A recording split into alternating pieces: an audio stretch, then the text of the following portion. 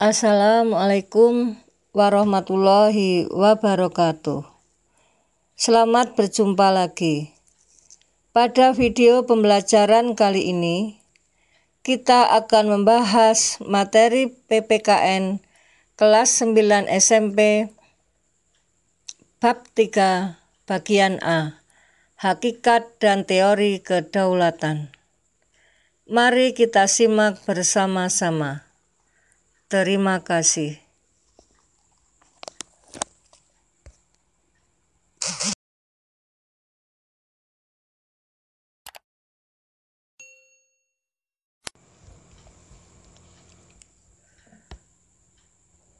Pada materi hakikat dan teori kedaulatan, kita akan membahas dua hal. Yang pertama adalah pengertian kedaulatan, dilanjutkan yang kedua, teori kedaulatan.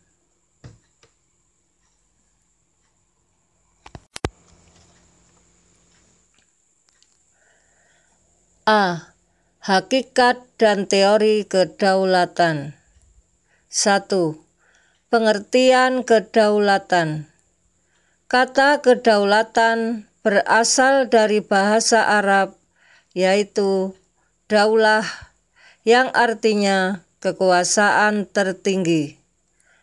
Pengertian kedaulatan itu sendiri adalah kekuasaan yang tertinggi untuk membuat undang-undang dan melaksanakannya dengan semua cara yang tersedia.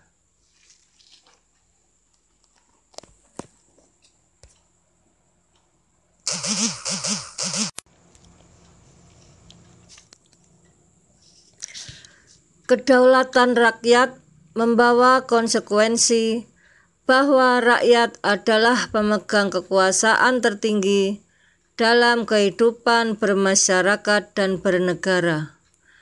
Kedaulatan rakyat berarti juga pemerintah mendapatkan mandatnya dari rakyat, oleh rakyat, dan untuk rakyat.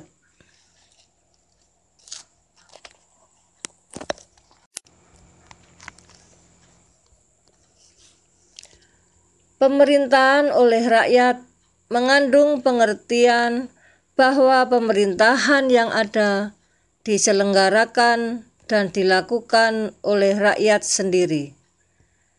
Gaya pemerintahan seperti ini disebut dengan demokrasi. Demokrasi adalah pemerintahan dari, oleh, dan untuk rakyat.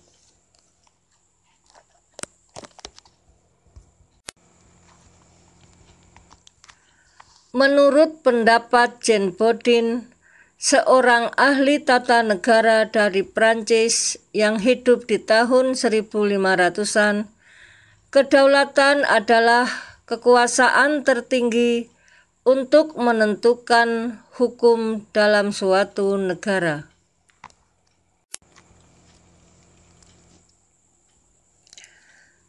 Kedaulatan menurut Jean Bodin memiliki 4 sifat pokok, yaitu 1. Asli, artinya kekuasaan tidak berasal dari kekuasaan lain yang lebih tinggi. 2. Permanen, artinya kekuasaan itu tetap ada sepanjang negara tetap berdiri walaupun pemerintah sudah berganti.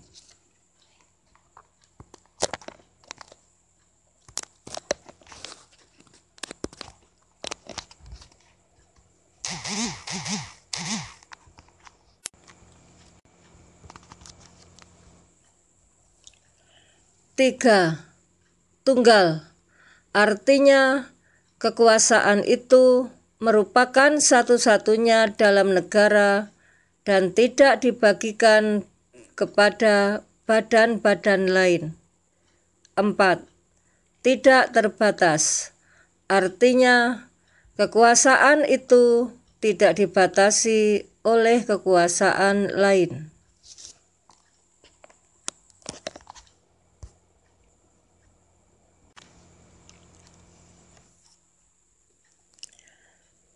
Negara berdaulat adalah negara yang mempunyai kekuasaan tertinggi atas suatu pemerintahan negara. Perjuangan bangsa Indonesia untuk memperoleh suatu kedaulatan berhasil meraih titik puncaknya pada saat proklamasi kemerdekaan pada tanggal 17 Agustus 1945.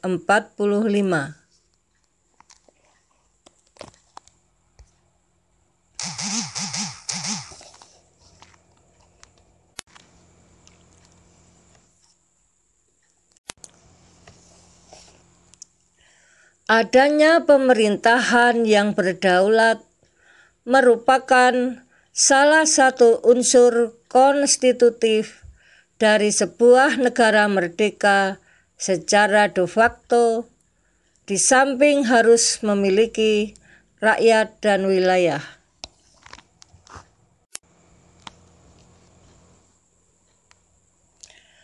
Kedaulatan atau kekuasaan tertinggi suatu negara terdiri atas dua bentuk, yaitu A. Kedaulatan ke dalam, B. Kedaulatan keluar. A. Kedaulatan ke dalam berarti bahwa bangsa yang merdeka memiliki kekuasaan untuk menyusun dan mengatur organisasi pemerintahan sendiri menurut kehendak bangsanya sendiri, serta kekuasaan untuk mengelola semua yang ada di wilayahnya yang mengandung sumber daya alam, baik di darat, laut, maupun udara, untuk kemakmuran rakyatnya tanpa campur tangan negara lain berdasarkan peraturan perundang-undangan yang berlaku.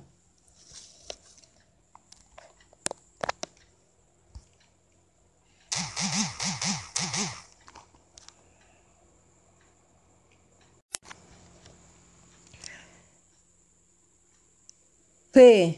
Kedaulatan keluar berarti mempunyai kekuasaan untuk berhubungan dan bekerja sama dengan bangsa lain tanpa terikat oleh kekuasaan lain.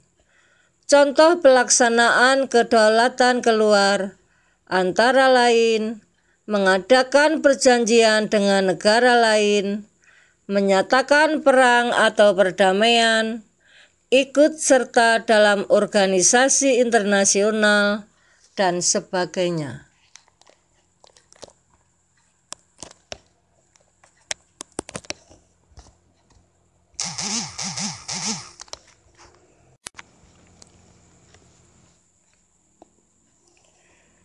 Dua, teori kedaulatan. Secara umum, terdapat beberapa teori-teori kedaulatan dari beberapa ahli kenegaraan. A. Teori kedaulatan Tuhan. B. Teori kedaulatan raja. C. Teori kedaulatan negara. D.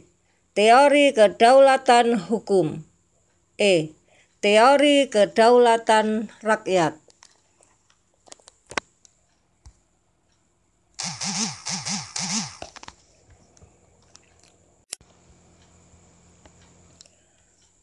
A. Teori kedaulatan Tuhan. Teori kedaulatan Tuhan merupakan teori kedaulatan yang pertama dalam sejarah. Teori ini mengajarkan bahwa negara dan pemerintah mendapat kekuasaan tertinggi dari Tuhan sebagai asal segala sesuatu atau causa prima.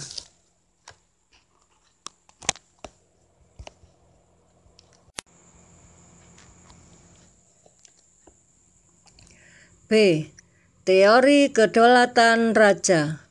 Pada abad pertengahan, teori kedaulatan Tuhan berkembang menjadi teori kedaulatan raja yang menganggap bahwa raja bertanggung jawab terhadap dirinya sendiri.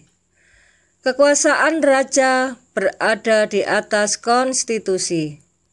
Justru karena statusnya sebagai representasi atau wakil Tuhan di dunia, maka pada saat itu kekuasaan raja berupa tirani bagi rakyatnya.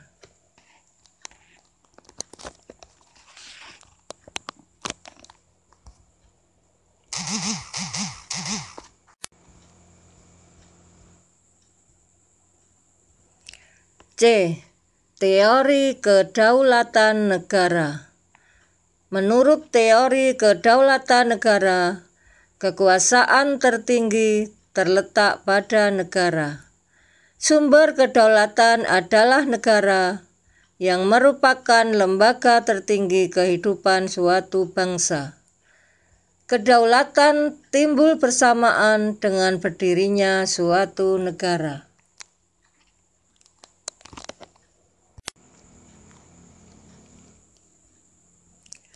D. Teori kedaulatan hukum.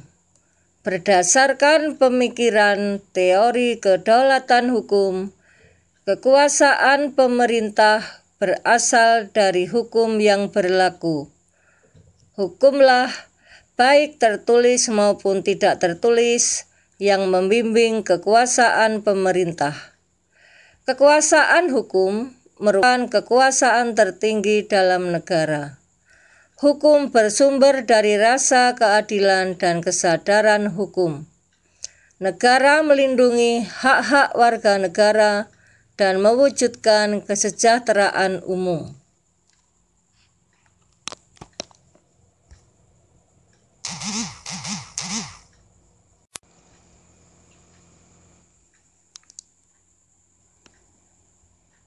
E. Teori kedaulatan rakyat. Teori kedaulatan rakyat beranggapan bahwa rakyat merupakan kesatuan yang dibentuk oleh suatu perjanjian masyarakat. Kemudian, sebagai pemegang kekuasaan tertinggi, rakyat memberikan sebagian kekuasaannya kepada penguasa yang dipilih oleh rakyat, dan penguasa tersebut harus melindungi hak-hak rakyat.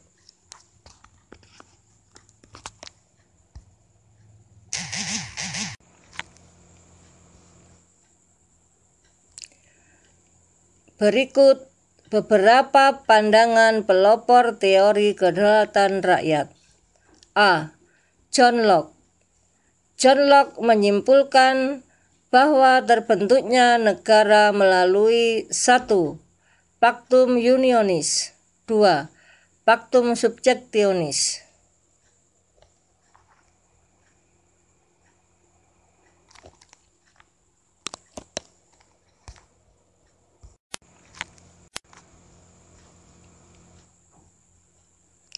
B.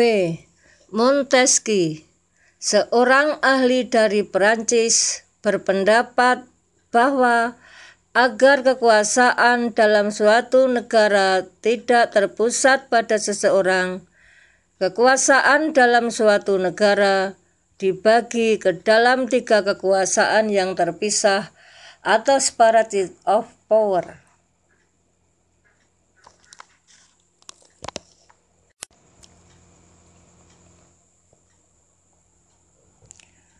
Pemegang kekuasaan yang satu tidak mempengaruhi dan tidak ikut campur tangan terhadap kekuasaan lainnya. Pembagian kekuasaan dalam negara dibagi atas 3 kekuasaan, yaitu sebagai berikut. A. Kekuasaan legislatif. B. Kekuasaan eksekutif. C. Kekuasaan yudikatif.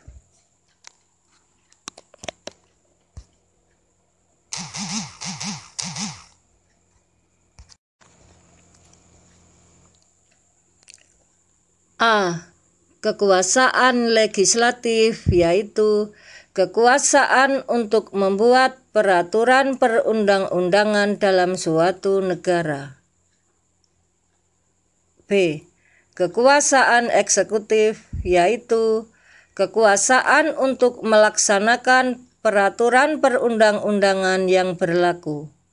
Kekuasaan eksekutif sering disebut sebagai kekuasaan menjalankan pemerintahan. C.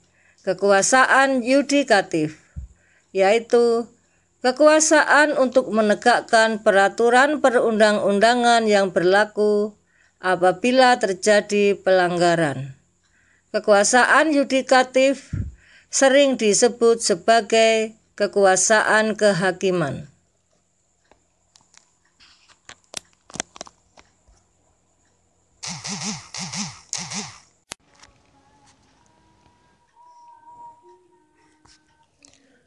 Terima kasih saya haturkan. Semoga bermanfaat bagi kita semua. Tetap semangat belajar, sukses selalu. Wassalamualaikum warahmatullahi wabarakatuh.